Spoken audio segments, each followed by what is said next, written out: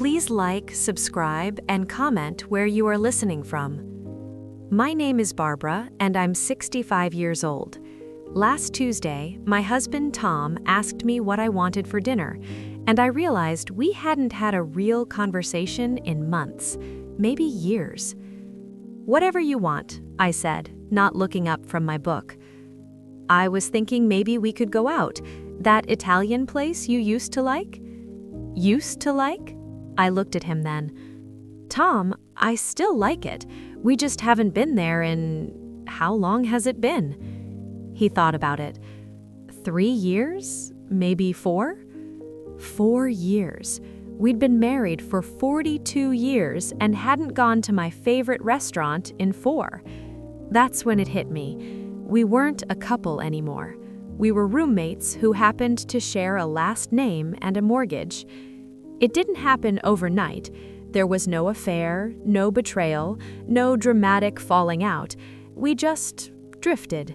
Slowly, imperceptibly, like 2 boats on a lake gradually floating apart. Tom retired from his job as an accountant 5 years ago. I retired from teaching 3 years ago. We'd looked forward to retirement together, travel, hobbies, time to enjoy each other. Instead, we'd settled into completely separate routines. Tom woke up at 6 a.m., made his coffee, read the newspaper in the den. I woke up at 7 a.m., made my tea, read on my tablet in the living room. He watched the news at noon. I did crosswords. He had his golf on Wednesdays and Saturdays. I had my book club on Tuesdays and my volunteering on Thursdays. We ate dinner together, but even that had become mechanical. Same meals, same time, same seats. We'd ask surface questions. "How was your day?" "Fine. Yours?" "Fine." And then eat in comfortable silence. Comfortable, that was the word. We were comfortable, polite, considerate roommates who'd perfected the art of coexisting without really connecting. We hadn't been intimate in over a year, hadn't held hands in longer than that, hadn't said "I love you" in... I couldn't even remember. That night, after Tom's dinner question, something in me snapped, not in anger, in clarity. "Tom, can we talk? Really talk?" He looked worried. "Is everything okay?" "I don't know, is it?" We sat at the kitchen table, and for the first time in years, I was honest. "When's the last time we actually talked, not about bills or what to have for dinner, but really talked?" He was quiet for a long moment. "I don't know, Barb. I honestly don't know." "When's the last time we did something together, just the 2 of us, because we wanted to, not because we had to?"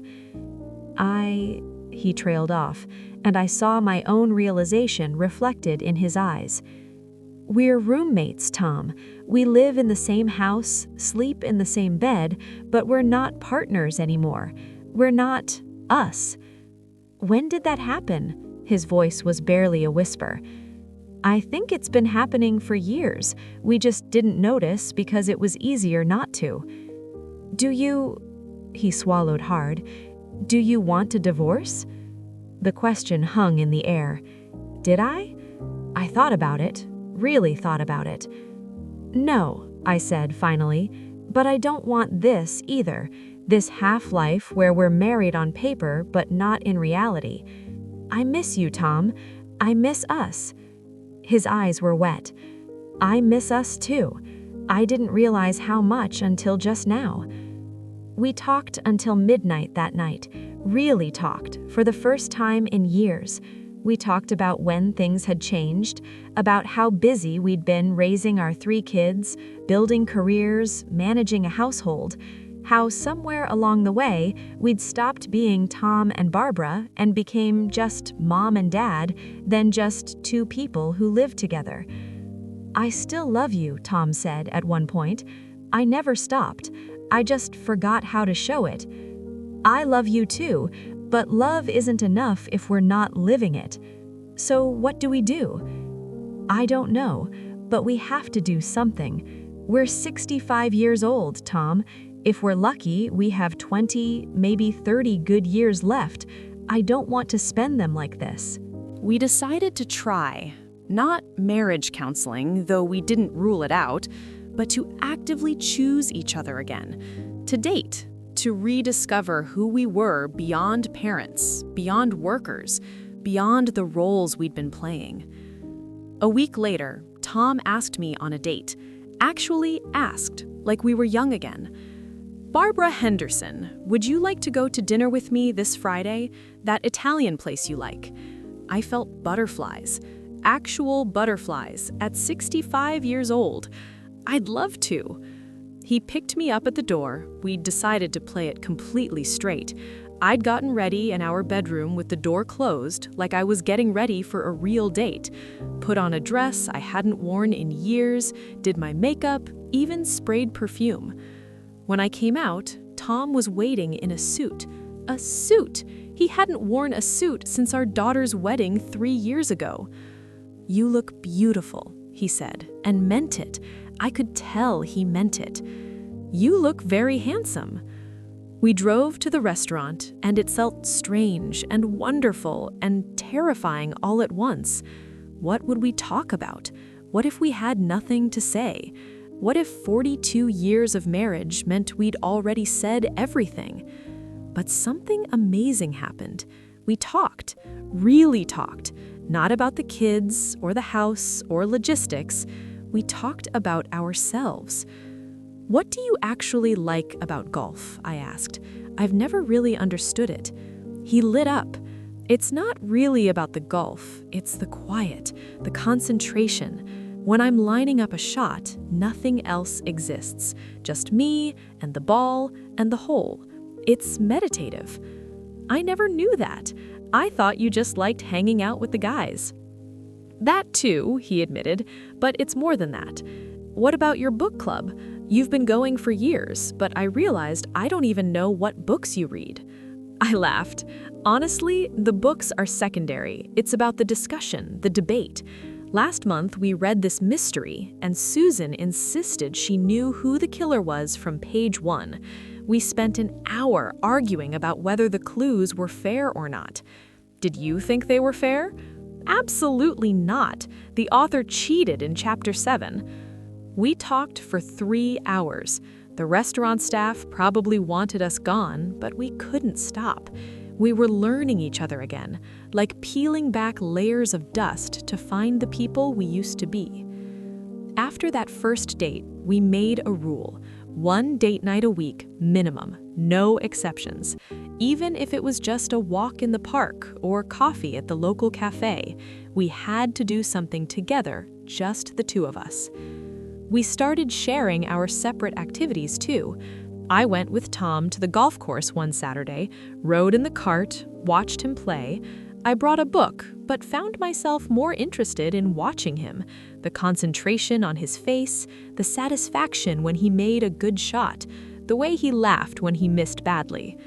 He came to my book club meeting as a guest, sat quietly for most of it, but when we discussed the ending, he had an opinion that sparked a whole new debate.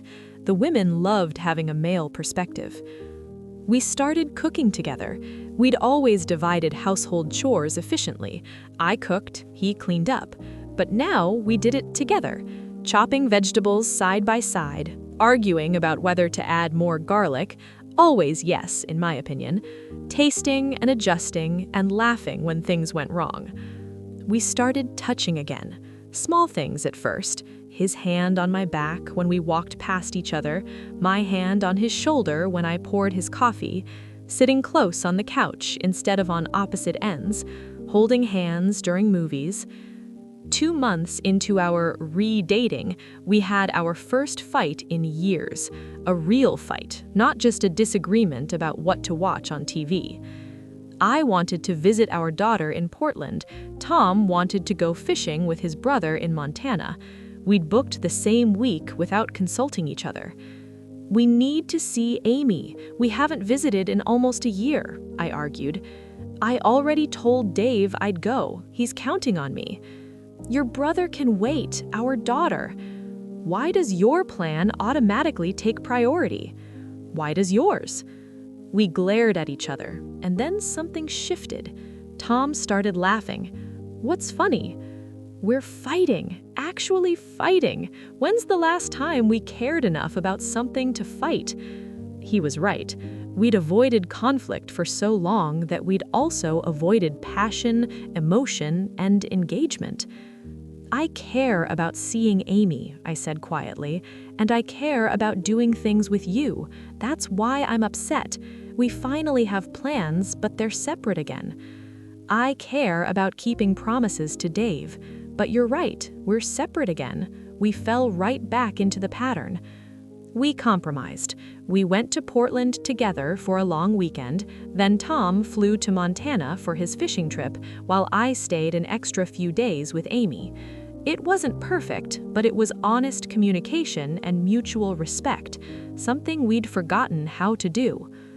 6 months into our project of rediscovering each other, something unexpected happened. I fell in love with my husband again. Not the comfortable love of long marriage, but that fluttery, excited, can't wait to see him love. The kind where your heart speeds up when you hear his car in the driveway. We were at the grocery store one afternoon, arguing about what cereal to buy. He wanted the sugary kind, I wanted the healthy kind, when he grabbed both boxes and tossed them in the cart. Life's too short, we'll get both. I laughed, and he kissed me, right there in the cereal aisle, in front of other shoppers. He kissed me like we were teenagers, and I kissed him back. I love you, Barbara Henderson. I love you too, Tom Henderson. We started being intimate again, not just physically, though that too, but emotionally intimate, sharing fears, dreams, regrets, things we'd kept locked away because marriage had become about managing life instead of sharing it. Tom confessed he'd been scared he was boring me, that I'd found him dull. I confessed I'd been scared he didn't find me attractive anymore, that age had made me invisible to him. We'd both been hiding, protecting ourselves, when what we needed was to be vulnerable with each other. We're 66 now. We've been remarried, as we jokingly call it, for a year. We're not perfect. We still have lazy days where we fall into old patterns, still have disagreements, still have to actively work at being partners instead of roommates. But the difference is, we're trying. We're choosing each other every day, on purpose. Last week, Tom suggested we renew our vows. Not a big ceremony, just us, our kids, maybe a few close friends. He said, I want to marry you again, for real this time. Not the kid's mom, not the woman I live with.